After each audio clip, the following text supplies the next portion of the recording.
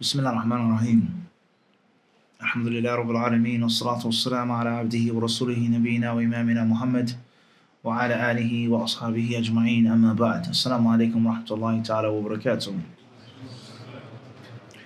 With regards to raising children, how to raise children and how not to raise children, and how to cope and deal with teenagers, and how not to cope and deal with teenagers.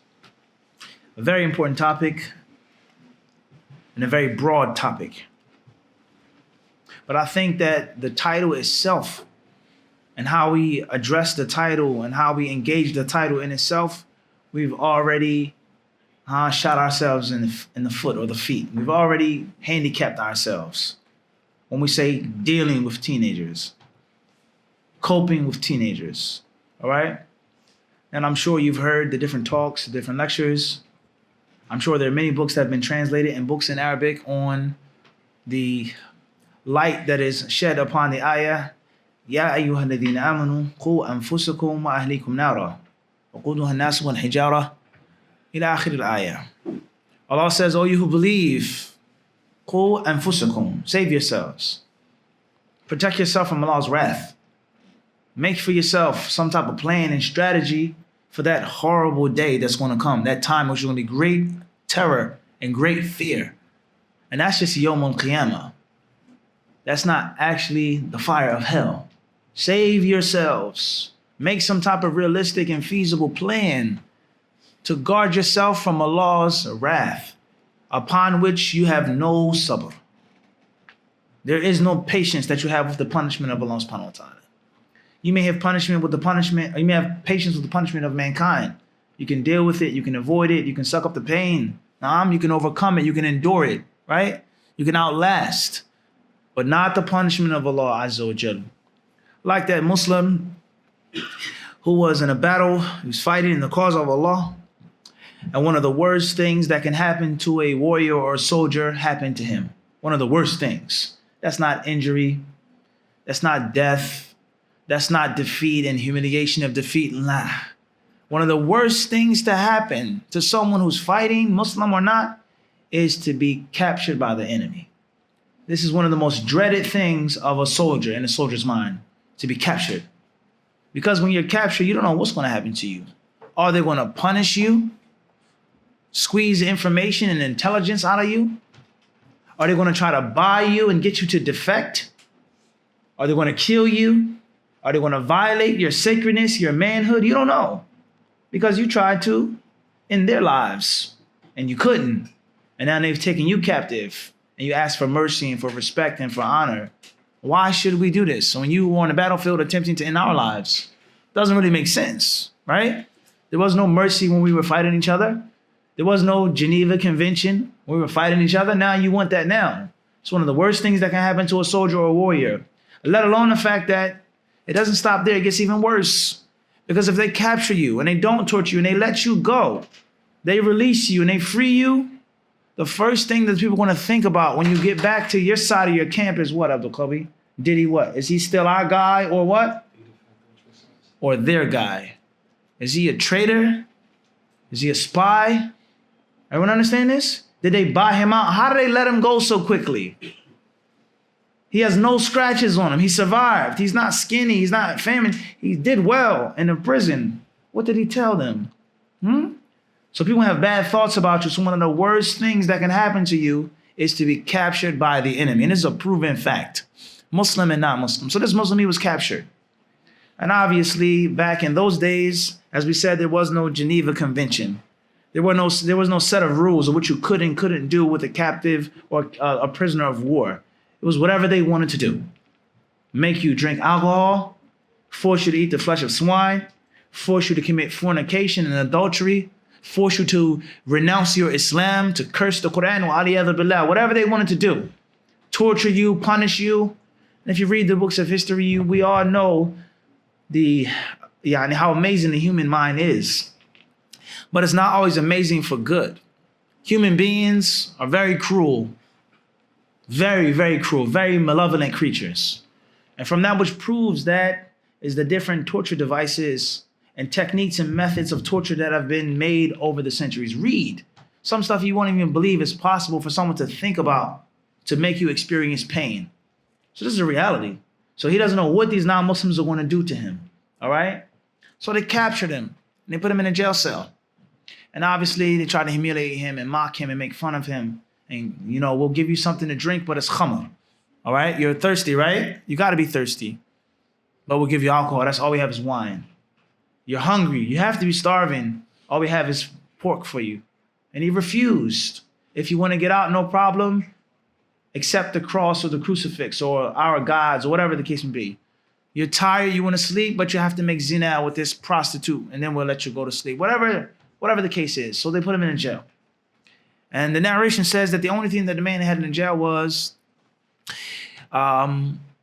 he had basically like a candle. And he had a flint or some type of match or some way of lighting a candle. So the man, he sat in the jail cell and he was very hungry. He was very cold. It was extremely damp and dark. He was shivering. He's in a real bad state now. And the guards are outside and says, listen, whenever you want something to eat, let us know. We'll feed you. But it has to be the flesh of swine. If you want something to drink, we'll give you alcohol. No problem. If you want to get out of jail, you want some respect, you want to be treated in a humane way, no problem. But you have to get rid of your religion. And you have to become a Christian or a polytheist, whatever the case, they wanted from him. So no matter how strong he was as a physical warrior, how strong he was as a spiritual warrior, he's a human being. And one of the worst ways of dying is dying of starvation. That's a proven fact. One of the most horrible ways of dying of death is to die from starvation. And if you talk to anyone who's ever been a captive or in a concentrated camp or whatever happened to him, a humanitarian crisis, you do not want to feel the pain of starvation. So he was getting hungry. He was getting thirsty. He was getting cold. He was shivering. He was getting sick. And he was beginning to mentally and physically break down. And it's permissible for me to say some act of kufr or a statement of kufr because I'm forced to. It's permissible to eat the flesh of swine because I'm forced to. It's permissible to drink wine because I'm forced to. It's permissible. I have to preserve myself. But he said, no, I'm not going to give them the satisfaction. I'm not going to give them the laugh that they want from the Muslims and to show that the Muslims are weak. I'm not going to turn in. So every time he started to think and feel weak and giving in, and he blanked out and blacked out, fell, he woke back up. And he took the light or the candle, the match, whatever he had, and he lit it. And he looked at the candle, and he looked at the candle. And he said to himself, La sabra laka ala hadha. He put his finger near the candle, his hand on the candle, and he says, you don't have the patience to put your hand over this candle. You don't have the patience to put the candle to your face. You do not have the ability to overpower your nerves upon the small flame of a candle. So if you have no sabr upon a candle's flame or a match's flame, how much sabr will you have upon a fire which is fueled through men and stones? A fire, kullama khabat zidnahum. Allah says every time the fire goes out and is extinguished, zidnahum sayira. We give them even more fire to burn with. Kullama nadijat juluduhum badalnahum juludan ghayraha liyadhuqa al-adhab. Allah says every time their skins are too crispy, we give them new skins. We give them a new nervous system. And that in itself is considered to be a scientific miracle in the Quran. In sahha ta'bir. In sahha ta'bir. Ala ijazul ilmi. All right? And we know that there are things in the Quran that prove this. Because the thing which allows you to feel is nothing more than the nervous system. And if a person experiences a third-degree burn or a bad burn, his skin and his flesh isn't as tender as someone who hasn't experienced that burn. Your nerves are gone. The nervous system, your nerves are destroyed there. So you can do this, it doesn't hurt you anymore. If you get stitches, right? You have a bad cut, your skin doesn't grow back the same. So Allah said this, and he sent this Quran down to the Prophet over 1400 years ago when people had no clue about the nervous system and about the epidermis and the skin and the different levels and layers of the skin. But we're not here to talk about that right now. That's just a side fa'idah. Allah says that when their skins go, they're burnt, he says we've replaced them with new skin for them to taste the punishment. So the man, he knew this, is that if I cannot have the patience to put my hand over this small, minute candle, what patience will I have meeting Allah and I renounce my deen because of a little bit of hunger, or I was cold, or I was wounded and they didn't want to treat my wound and give me the necessary medicine. So just think about this now. Allah says, protect yourself and make for yourself a realistic plan for something that you have no patience upon. When you touch a hot plate, what's the first thing you do? You think about how hot it is, right? No, you don't. You don't think about how hot the plate is, right? There is no thinking whatsoever. You immediately, instinctively do what? You drop it. Your body thinks for you. Your body does what? It thinks for you. Everyone understand this?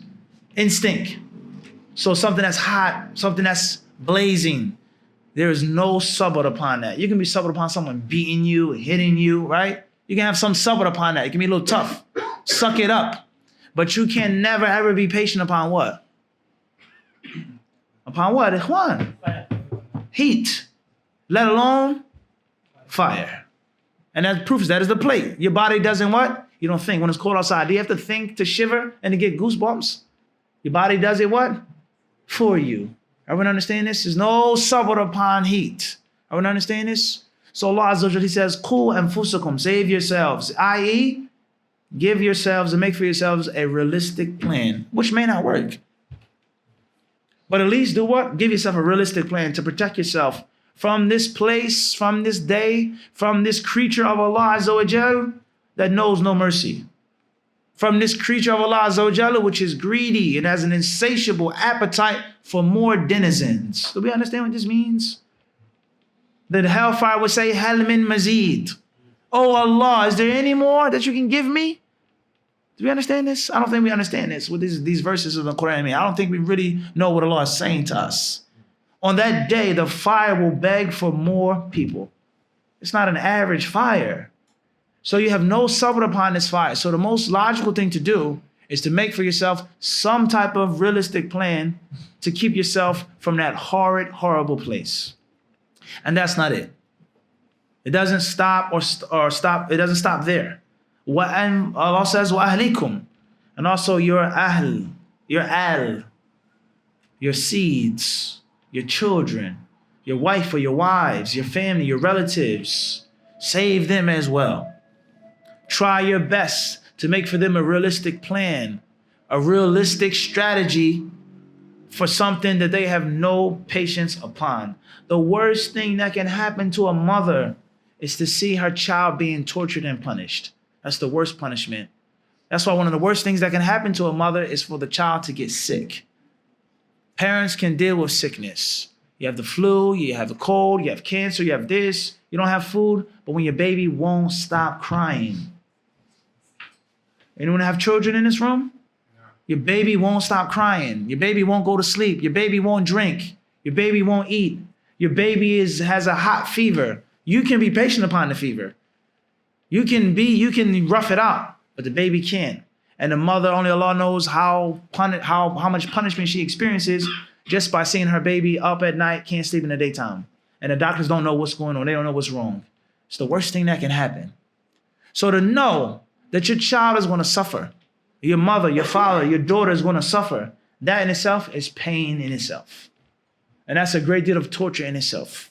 Let alone if you and your family are both in the fire of hell. So the only logical thing is for us to make a realistic plan to protect ourselves from this place upon which we cannot begin to imagine. We can't begin to imagine what the fire of hell is like. May Allah protect us therefrom. So therefore, it's not a joke and it's not a game. The concept of being a Muslim, being pious and being righteous, the concept of eating from the halal and avoiding the haram, the concept of being consistent upon the rulings of the deen, it isn't a joke, it isn't a game. And the same applies to your family. However, this is only one step, because most people, when they think about this ayah or they think about this concept, they only think about small children, babies, raising children, having children. But now what do I do when my son is 14 years old or 16 years old or my daughter is 17 years old and I don't have as much control over them? I don't have an existing relationship with them. He's buck wild. She's gone, lost. Every day I turn around, my son has a new tattoo, a new girlfriend. Every week I'm going down to the jail, bailing my son out, putting in a good word, using my clout and my name to get my son out of trouble. He doesn't want to pray. She doesn't want to cover herself. I know that she's listening to music, talking to boys, and all the haram acts, smoking and drinking and hanging out. How can I save them now? And they're gone. It's 5 years old. It's easy, simple. 6 years old, 2 years old, easy, simple. But now what about teenagers? What about teenagers? So the whole concept of raising children, the whole concept of tarbiyah, Islamiyah, is based off of this ayah. And we all know what the pious predecessors said about this verse. Many of them, they would say, "Allimuhum wa adibuhum," or "Adibuhum wa allimuhum." They would say, discipline them, teach them adab, and educate them. Teach them the deen and teach them how to behave. But how can you teach someone how to behave when they're bigger than you now? Just as tall as you, just as strong as you, stronger than you. This is a reality. Your 17-year-old son now looks down on you. You can't just, put him in a corner and take something away from him. He may physically do harm to you now.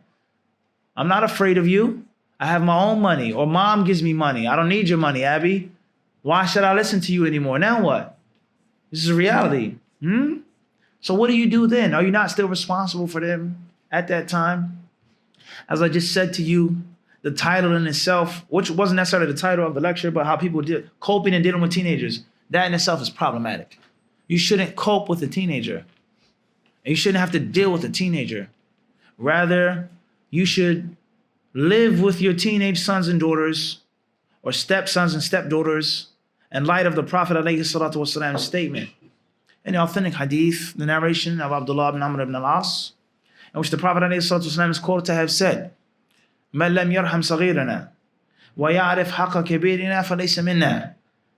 As is found in the Sunan of Imam Abu Dawood, the Prophet ﷺ says, those who don't have mercy upon the young, those who don't show mercy to the youth, those who don't show mercy to the small, and those who don't show respect and regard for the old or the big or the seniors or the elders, falaysa minna, then they aren't from us.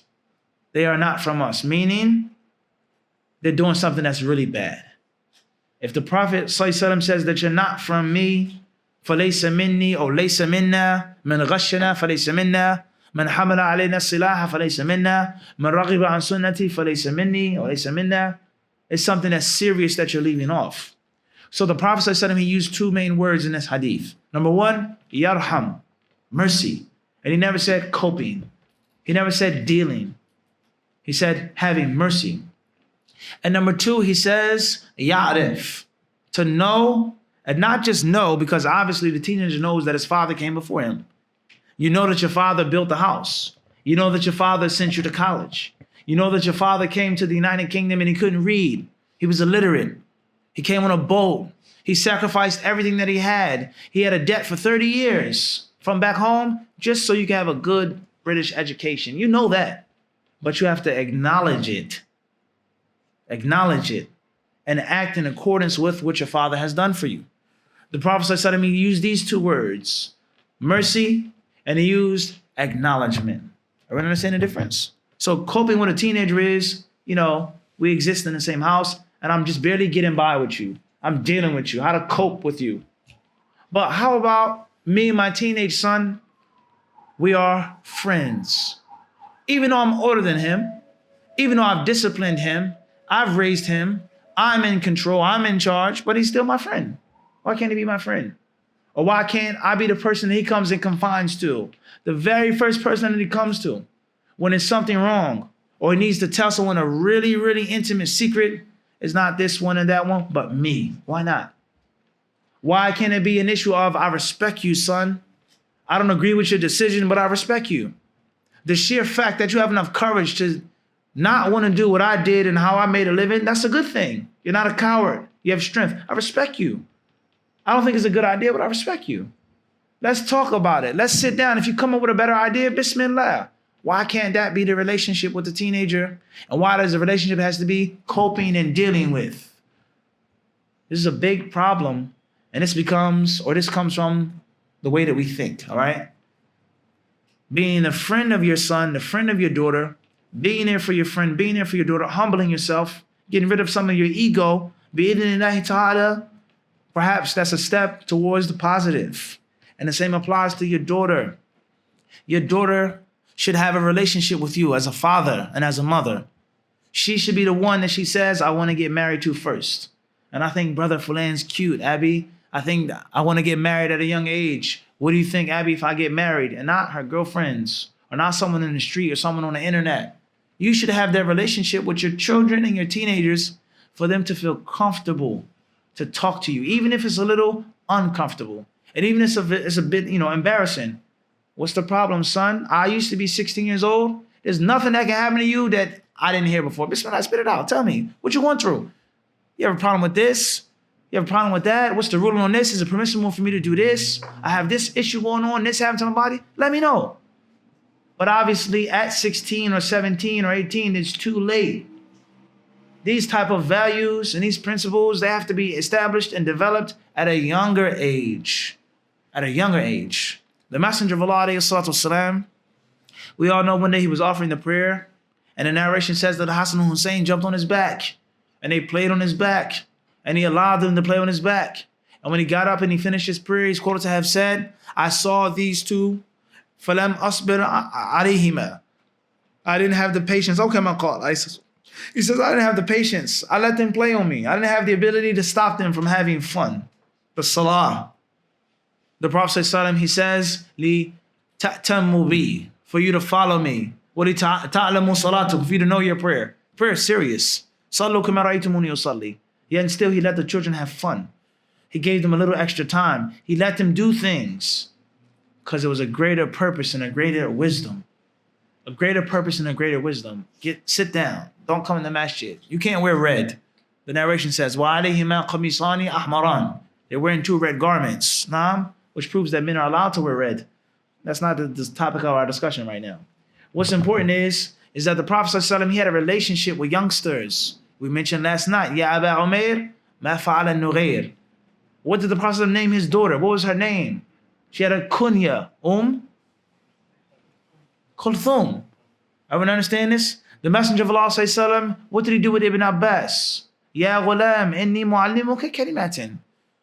The Prophet, he didn't say, Ya walad, oh boy. He called him a young man. And Ibn Abbas barely had a beard. He was barely in puberty. But yet still he gave him honor, he gave him respect. What did the Prophet do? How did he react with Usama ibn Zayd? What did the Prophet do with Anas? Anas said, for 10 years I served the Messenger of Allah. And he never said, Lima, why? He never said, sucked his teeth or said, oof. He never did anything bad or complaint. Who can say that who's lived with you for 10 years? Who can say that I will say from among us? You've been with me less than 10 years. Can you say you never seen me get angry before? Lose my temper? Wild out, as we say? Can you say that? That you've been with me? Can my wife say that? Can my mother say that? Can my sons, can my children say that Abby never lost his temper? For 10 years, he never lost his temper. And the only time he beat us or disciplined us or put us on punishment was for our benefit and not for his own anger. And that's a major problem in itself. Many parents who physically discipline their children or punish them without physical discipline and punishment, they only do it out of revenge. And they only do it because of their own ego. They don't discipline the child for the purpose of the child's benefit, because they let the child run crazy and do whatever they want to do and say whatever they want to do. Or they let their teenagers do whatever they want to do. And they turn a blind eye, knowing that his son is sleeping with women, knowing that he has girlfriends, dangling them around like keys on a keychain. It's known. But he has a baby, or he sleeps with the wrong girl, with a powerful father. Now he wishes to punish his son now, right? But it's too late.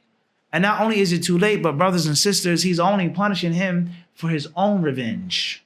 I told you to listen to me. I told you don't take that girl as your girlfriend. Take another one. Make zina with her, not her. I told you this, leave her alone. Her father is such and such. So he's only punishing him for his own intiqam al-nafs. And it's a huge problem. And if you discipline your son, or you teach your son, you educate him from an early age, you won't have to lash out at him. Women, brothers, they do this all of the time. They snap, they lose their temper, and then they grab the child. Sit down, did I tell you to listen to me? They're upset and they're angry. Everyone understand this? As we know, some narrations say, Allahu alam, how authentic they are. Allahu alam, that Ali radiallahu ta'ala anhu, his prowess as a warrior was well known.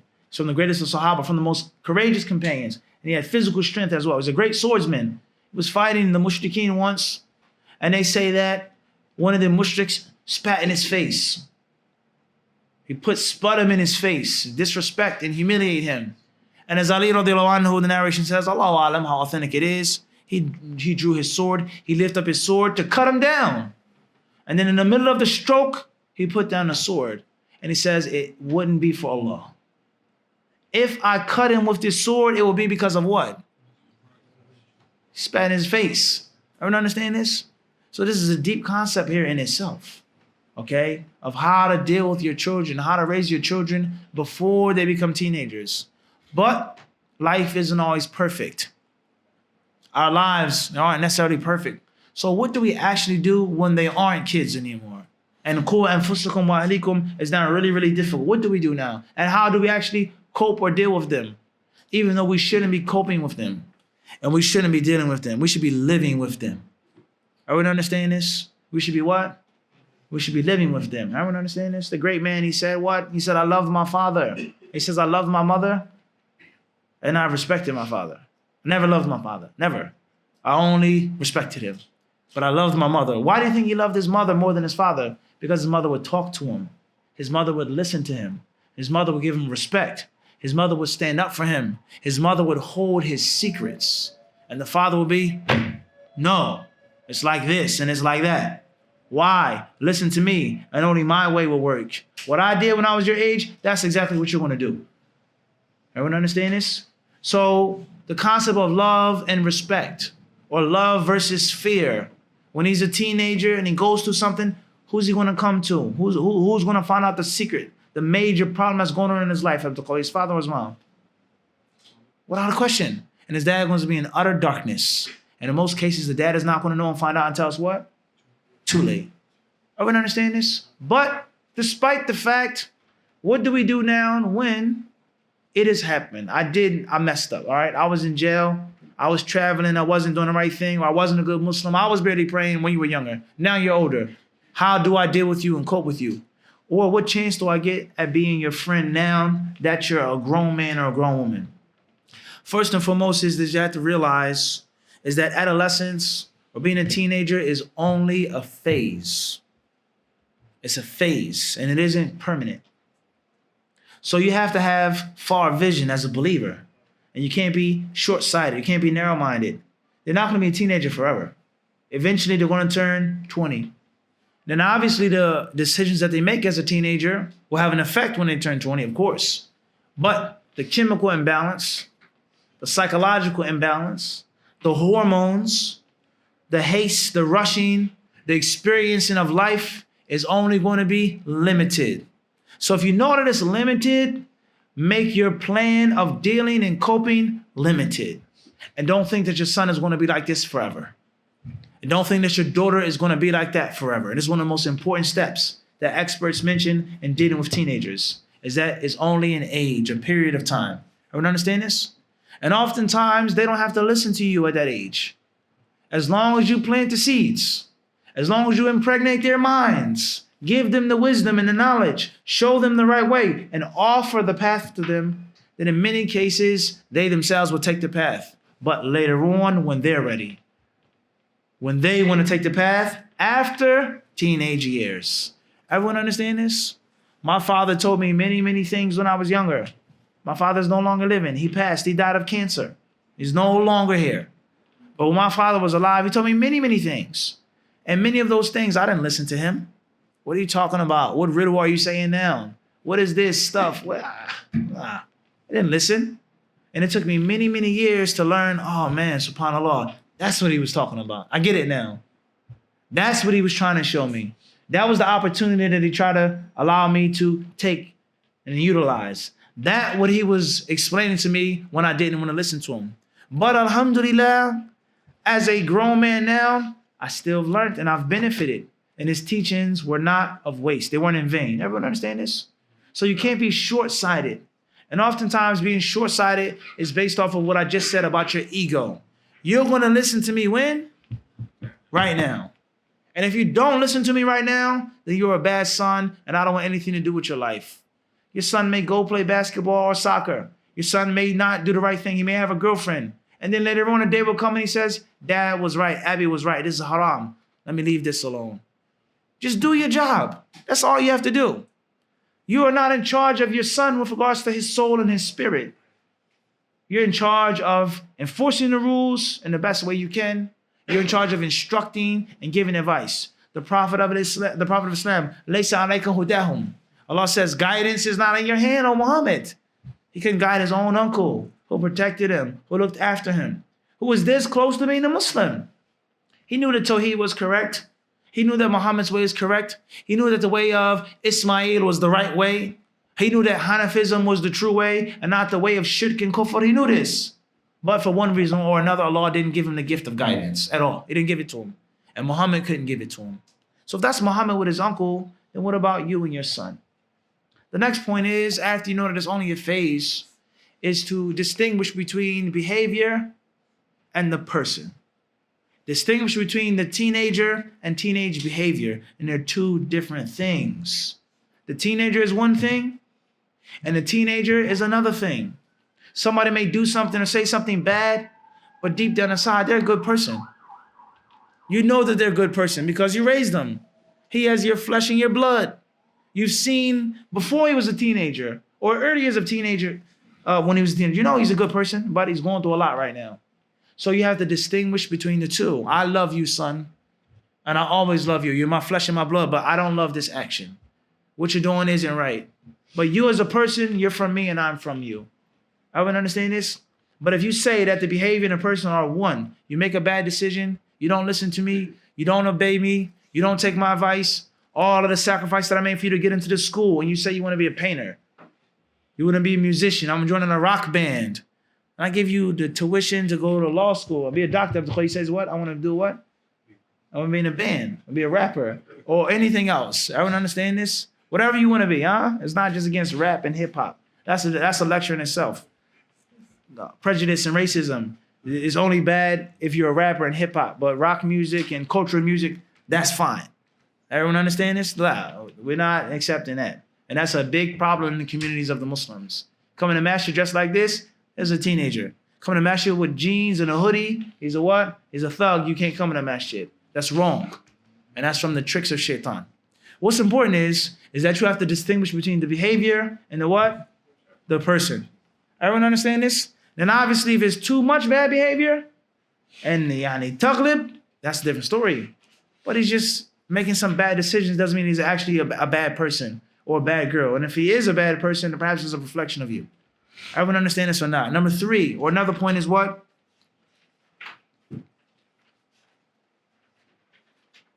Is you got to understand that people lie. People lie all of the time. But a lie is not always verbal. Sometimes someone lies with their actions. Someone lies with their tongue. They tell you something that's not true. Or somebody may tell you a lie with their actions.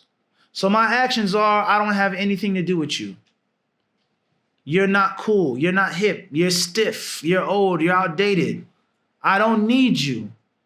I'm bigger and better. I'm faster. I'm the 2. The next, I'm the upgrade level of you, Pops, right?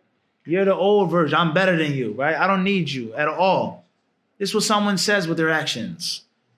They don't want to hang out with their father. This happens even before the age of a teenager, right? What did Saeed say that day? Abby, I can walk what? I can walk across the street by myself. How old is Saeed? 11. He's not even a teenager yet. My son is 7. He says, Abby, I got it. Abby, I can do it by myself. In other words, I don't need you. I did need you when I was 5 or 6 or 9, but I don't need you anymore. This is natural. So oftentimes someone, they may say this or even act like that, but in actuality, they're lying. They're not telling the truth. Rather, a teenager may make a bad decision or a poor decision, or they may be distant from you. In actuality, they want you and they need you. They want you and they need you. They need you for your guidance, but they don't know how to ask. They want you for the guidance, but last time you didn't want to give it. You didn't offer it, or you're too mean, or you're too harsh, or you're too short-sighted. Why does it only have to be one way, the way that you decide? So you have to realize that people lie in their actions, and it is your job as a parent to distinguish between a game, a front, and between what, Abu Isa? Reality. So the thing that we get from this is to always be there for your teenage children all the time. Let them tell you no. Let them say, nah, I got it. Let them say, get out of my face. Let them get upset. Let them walk away from you, but you be there for them. Because in actuality, they're calling and they're begging for love and for attention. In actuality. And obviously that's a problem, because if you raise your son or your daughter in a proper way, you give them the time and the attention, very seldom when they act like this when they get older. Very seldom. Here and there, sporadically. But if you have a good relationship with your parents or your uncle or older brother, older sister, they won't be as bad. Everyone understand this? So we can see already, guys, is that a big part of this discussion and a big part of the fiqh of raising children and dealing and coping with teenagers is nothing more than a discussion of you being a good person yourself. You being a good person yourself and you humbling yourself and having ikhlas, sincerity. It's not about you listening to me. It's not about you obeying me, but it's about you doing the best thing that you can do, whether it's how I did it or not. Everyone understand this? Another very important point is to understand that times change. Allah tells us in the Quran, وَتِلْكَ الْأَيَّامُ نُدَاوِلُهَا بَيْنَ النَّاسِ. And those are the days that we give in men and exchange in return. نُدَاوِلُهَا. A day for you and a day against you. A day in which you're in charge and a day in which you're no longer there. A day in which you have your run, your turn, and a day in which others have their turns and their etc. Everyone understand this? So you got to realize that your son is not living in your era. Your daughter is not living in your era, let alone country. And that in itself is a major phenomenon. The mass migration to Western countries. This is not Bangladesh. It's not Somalia. This place is not Kenya. It's not Pakistan. It's not West Africa. It's the UK. This is America. This is Canada. What you're saying, Abby or Umi, for Pakistan or for Jamaica or for South America is true. Sahih. But we're not where? In those countries anymore. Nor are we in those times. In the 70s, that was the best thing to do. No question. In the 80s, that was a good job to have. But it's 2018. That was 30 years ago, 40 years ago, 25 years ago. Things are different. In their lives, no doubt, times do change. And people with those times. Places and locations change. And with that, people do. The Prophet ﷺ in his behavior, the companions in their behavior in Mecca wasn't 101% consistent with that, which of what? Of Medina. It's different. Minority versus majority. Mushrikun versus Jew. Polytheist versus munafiq. It's different. And the Prophet ﷺ was given a flexible mind. And he was never given a rigid, stubborn mind. The battle of the trench. What caused the believers to be successful? We know Allah gave them the divine wind. But the thing that intimidated those pagans and intimidated those Jews and those munafiqs was something which was unconventional, unorthodox. And that was the trench. Where did he get the trench from? His Arab companions? Those who were with him from Mecca? No. He got it from the Persian. What's the relation between Arabs and Persians? Do they like each other? Even to this day. People from Afghanistan, people from these countries and those from the Gulf, they don't like each other in general. The hadith that says, when Allah Azza wa Jalla is pleased, he sends down the revelation in Arabic. And when Allah is angry, he sends down the revelation what? In Farsi. It's a fabricated hadith that says this. Well-known hadith. Al-Dhahabi mentions this. Talkhis al-Mawdu'at. When Allah is pleased, it's in Arabic. When Allah is angry, when he's going to destroy someone, it's in what? It's in Farsi. Just have that. Everyone understand this? What happened in the Battle of Qadisiyah?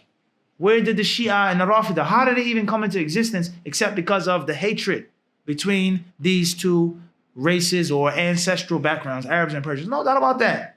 Persia was a major world power. They fought with Rome. Who are these Arabs, these Bedouins coming to us, telling us to say, La ilaha Muhammad Rasulullah? This is reality. The Prophet ﷺ, he listened to Salman. He obeyed Salman's orders to dig the trench. And what did the pagans say when they saw the trench? What is this? We've never seen this. What type of trick is Muhammad bringing down? But it worked.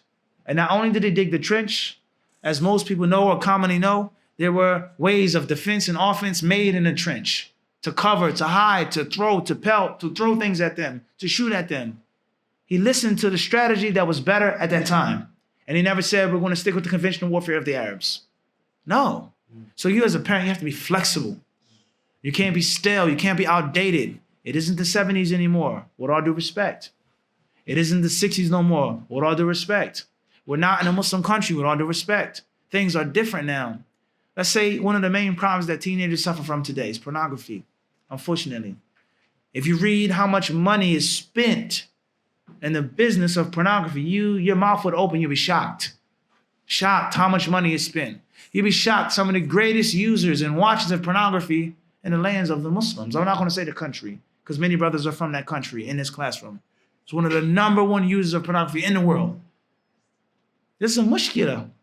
In the early 90s, mid-90s, even early 2000s, the 80s, if you had a problem with pornography, you had to go out of your way to access it. You had to go to the store. You're too young, you can't get it. Kick you out. You had to find a bum on the street or someone you pay the money. Hey, go give me some magazines. Go give me some VCR tapes. No, get out of here. Do something better with your life. Or someone take your money and they leave you alone and you don't get anything. This is what you had to do. You had to sneak and hide at the barbershop, under your uncle's bed, or in this room. You had to sneak out and find it. Nowadays, what sneaking and hiding do I have to do? How many gigs is on this phone? How much data do I have on this phone? I have a passcode, biometrics, everything. You can't get into my phone if you want to. If you try to code too many times, what does the phone do? It locks. I'm sitting at the breakfast table, you're eating, and I'm looking at pornography. In my bed, when I wake up on the bus, wherever I go, I have this fahisha and this evil khamr on my devices, and you don't have a clue. So if you're going to deal with it in a traditional way, no, my son, he doesn't watch that stuff. These are the books that he reads. It's right here. I'm in his room. There's nothing under his bed. We have a block. He doesn't have a television, but you don't even realize that the pornography is in his palm and in his pocket, or her palm and her pocket. Many people, they think that pornography is only a problem for men. Most people think this. Most people think this. Women have desires just like men. Women fall victim to it just like men do. So if you're stuck in a generation or time or place, let alone if you're in denial, it's not my son, the game is over. You're finished. Your son is not going to talk to you because your son can't relate to you. And you yourself can't force your son to listen or get him the necessary remedy because you don't even understand the dynamics of the time and the place. Everyone understand this or not? Everybody with me? Everyone understand this? And this is a template for any other issue. It's a template for what? Any other issue. So you have to have a flexible mind as a parent. You cannot be rigid and stuck. Everyone understand this or not? Everybody got this? Another very important point is that you have to learn how to forgive and how to forbear. You have to give up and forget about it. You can't hold grudges against your teenage children. The first thing that happens when your son fails at this school or being in this profession, he comes back and he says, Dad, I need some money. Abby, I'm in trouble. Can you call your uncle or can you call such and such? Can you get me back into that school? What's the first thing, that the father's going to say? What's the first thing he's going to say is what? What's the first thing he's going to say? I told you so. You want to listen to me now? No, it's too late. Get out of here. Everyone understand? This is the first thing he's going to say. And the father was right. And the son was dead what? Wrong. So what should the father do now? Teaching him a lesson. What good is the lesson going to do to him? He's not a little small boy. He's a grown man. He has to get married. He has to raise a family. You're going to die and pass on. He has to take care of everybody. Do you teach him a hard lesson and not help him out? Or you turn the other way and say, Bismillah, now I'll help you out. And alhamdulillah, Allah guided you to see the truth, even if it's after some time. What should the average father is going to do whatever he said? What is he going to do? He's going to say, I told you so, and what? I can't help you. And only a few fathers are going to have the ability to forgive and the ability to turn their necks. Yasfahu, safh, in the Arabic language. It literally is the side of the neck, which means you did wrong and I'm going to do what?